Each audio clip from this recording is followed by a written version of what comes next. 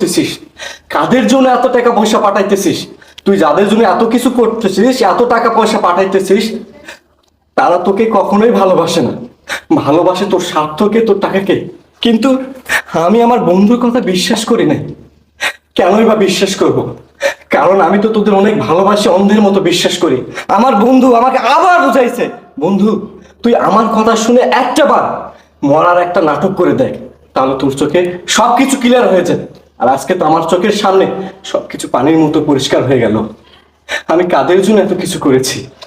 এই যে আব্বাজান, নিজের বাবাকে যতটা ভালোবাসতাম, বিশ্বাস করতাম, শ্রদ্ধা করতাম, ঠিক আপনাকেও ততটাই ভালোবাসতাম, বিশ্বাস করতাম, শ্রদ্ধা করতাম। কখনো আপনাকে শ্বশুর মনে করি নাই, নিজের বাবা মনে করেছি। আপনিও আপনিও আমাকে সামান্য 8 লক্ষ টাকার বিনিময়ে লাশটা গ্রহণ করলেন না। আপনার কি এতটুকু বিবেক বুদ্ধি নাই, এতটুকু মায়া নাই, এতটুকু